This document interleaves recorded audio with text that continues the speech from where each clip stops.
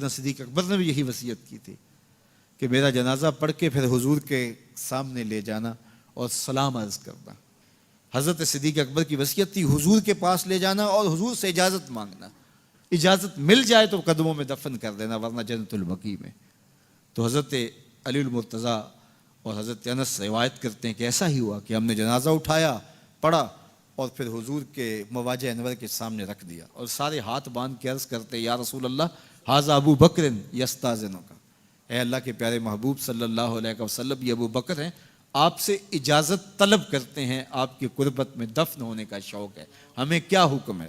تو اس وقت حجرہ عائشہ تھا، یہ گنبد خضرا نہیں بنا ہوا تھا، صرف حجرہ تھا اور اس کو تالا لگا تھا، چابی حضرت عائشہ کے پاس ہوا کرتی تھی رضی اللہ تعالی عنہ، تو تالا لگا ہوا تھا اور لوگوں نے رکھ کے یہ عرض کیا، تو پھر کیا ہوا کہ وہ تالا خود بخود کھلا، پھر کنڈی بھی خود بخود کھلی اور پھر جو دروازہ تھا وہ خود بخود کھلا اور اندر سے آواز آئی اوصل الحبیب الی الحبیب لان الحبیب الی الحبیب مشتاق، یار کو یار سے ملا دو، یار تو پہلے یار کا انتظار کر رہا ہے۔ تو قبر انور سے یہ آواز آئی، حضور کے روضہ انور سے یہ آواز آئی۔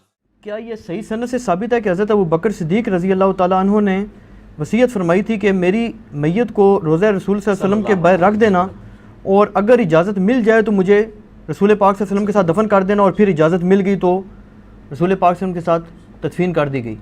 ہاں، وہ یہ کہتے ہیں کہ جی وہ روضہ شریف سے آواز آئی کہ حبیب کو حبیب سے ملا دو۔ یہ میرے بھائیوں یہ تاریخی روایتیں، حدیث میں کہیں یہ موجود نہیں ہے، یہ بالکل جھوٹ ہے اور اس کا میں جھوٹ ہونا ثابت کروں گا۔ مجھے بتائیں کہ سیدنا ابو بکر صدیق رضی اللہ تعالیٰ عنہ کا یہ جو واقعہ کہتے ہیں اس میں الفاظ موجود ہیں کہ اگر نبی علیہ السلام کے روضہ شریف سے آواز آئی تو مجھے وہیں دفنا دینا، ادروائز مجھے مسلمانوں کے قبرستان میں دفنا دینا، ٹھیک ہے؟ یعنی سیکنڈ آپشن تو موجود تھا، کوئی ایشو تو نہیں تھا نا۔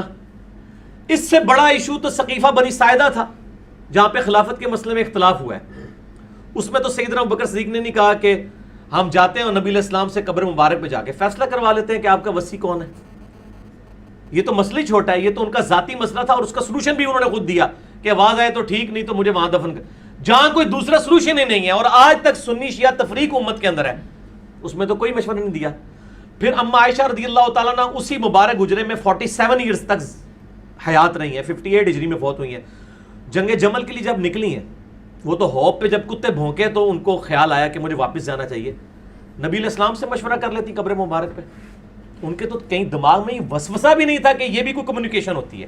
بالکل جھوٹا واقعہ ہے اور اس کا جھوٹ ہونا میں ثابت کرتا ہوں صحیح بخاری سے۔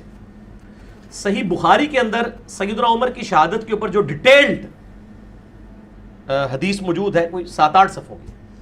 ہمارا ریسرچ پیپر 5B واقعہ کربلا کا حقیقی پس منظر 72 صحیح الاسناد حدیث کی روشنی میں اس کے سٹارٹ میں میں نے وہ حدیث ڈالی ہوئی ہے۔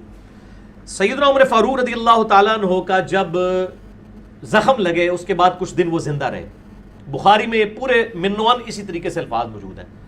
جب ان کو یہ یقین ہو گیا کہ وہ دودھ پیتے تھے تو وہ آنتوں کے رستے نکل جاتا تھا کہ اب میں جانور نہیں ہوں گا، اس تکلیف کی وجہ سے انہوں نے اپنے بیٹے کو بلا کے کہا کہ بیٹا ام المؤمنین سیدہ عائشہ کے پاس جاؤ اور ان کو کہنا کہ عمر بن خطاب کہتا ہے، یہ نہ کہنا کہ امیر المومنین کہتا ہے، آئی ایم نو مور امیر المومنین، میں اب امیر المومنین نہیں ہوں۔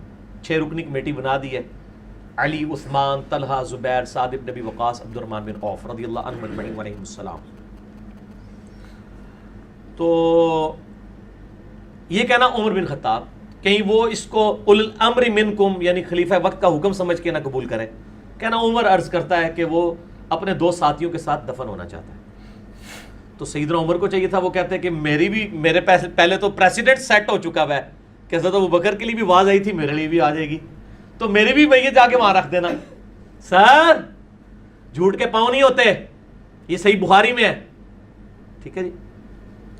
تو خیر ان کو وہ یہ 5B ریسرچ پیپر تھے، میں ان کو حدیث کا نمبر بھی بتا دوں، پیچھے سے لا کے 5B دے اٹھے نہیں، 5B اتنے پڑے میں پیچھے یہ پڑا ہے، بلکہ یہ 5B میں مجھے میں یہ نہ کہ نمبر ہی کوئی نہیں ہے، میں نمبر ہی دس دے میں انہوں 5B میں یہ پورا آپ کی جو شہادت کا واقعہ ہے نا، صحیح بخاری میں 3700 پوری 3700 نمبر حدیث ہے، 3700 بخاری شریف میں سیدنا عمر کی شہادت کا پورا واقعہ. اور ایک اس کا اور طریق ہے 7207.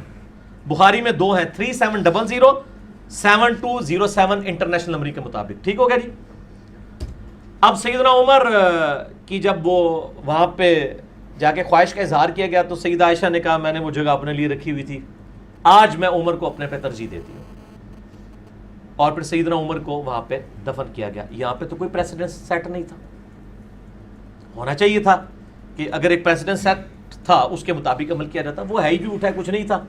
ٹھیک ہے. اور اس کو سپورٹیو ایک اور حدیث ہے جو صحیح بخاری کے اندر موجود ہے, وہ بھی ریسرچ پیپر میں 5B کے اندر. میں اس کا نمبر, کیونکہ میں اب یہ فی البدی گفتگو کر رہا ہوتا ہوں تو بعض اوقات وہ چیزیں جو ہے نا وہ ذہن میں نمبر نہیں ہوتے ہیں, اس لیے میں وہ حدیث آپ کو من نوعاً بتا دوں کہ اس کا نمبر کون سا ہے. ہاں جی, صحیح بخاری کے اندر موجود ہے اور صحیح مسلم کے اندر بھی موجود ہے. صحیح بخاری میں ہے 3677, صحیح مسلم میں 6187, اور ہمارے ریسرچ پیپر پہ 04 نمبر ہے. جو پچھلی تھی وہ 03 نمبر تھی. کہ عبداللہ ابن عباس کہتے ہیں کہ میں سیدنا عمر کی میت کے پاس بیٹھا ہوا تھا اور لوگ زارو قطار رو رہے تھے اور حضرت عمر کی میت پہ ان کے لیے تعریفی کلمات کہہ رہے تھے کہ جی آپ کے اسلام کو یہ فوقیت ملی, یہ ہوا, رومن پرشین امپائر گر گئی. کہتے ہیں اتنے میں ایک شخص میرے پیچھے آیا, اس نے اپنی کونی کا سہارا میرے کندھے پہ لیا اور اس نے مجھے کہا سیدنا عمر کی میت کو مخاطب کر کے کہ اے عمر, مجھے یقین تھا کہ تم اپنے 2 ساتھیوں کے ساتھ جا ملو گے, کیونکہ میں نے نبی صلی اللہ علیہ وآلہ وسلم سے اکثر یہ سنا تھا کہ میں ابو بکر اور عمر فلاں جگہ گئے, میں ابو بکر اور عمر نے یہ کیا, میں ابو بکر اور عمر داخل ہوئے, میں ابو بکر اور عمر وہاں سے نکلے علیہم السلام اجمعین. تو مجھے یقین تھا کہ آپ اپنے 2 ساتھیوں سے جا ملیں گے. مراد یہ کہ آپ ان کے ساتھ ہی دفن ہوں گے اور فوراً کنزیکٹو بعد اب آپ کو وہاں پہ ایک مقام ملنے والا ہے. تو سیدنا ابن عباس کہتے ہیں میں نے جب مڑ کے دیکھا تو سیدنا علی تھے جو یہ تعریفی کلمات سیدنا عمر کے لیے کہہ رہے تھے رضی اللہ تعالیٰ عنہ علیہ السلام. اور یہ ملتا جلتا خطبہ نہج البلاغہ میں بھی موجود ہے. میرا مسئلہ نمبر ہے 162A. خلافت راشدہ کے 30 سال نہج البلاغہ میں مولا علی علیہ السلام کے 5 خطبات کی روشنی میں یہ خطبہ اس سے ملتا جلتا سیدنا عمر کی شان میں نہج البلاغہ میں بھی اہل تشیع کے ہاں بھی موجود ہے. تو یہاں پہ بھی سیدنا علی نے کیا کیا, میں ابو بکر عمر, نبی علیہ السلام فرماتے تھے.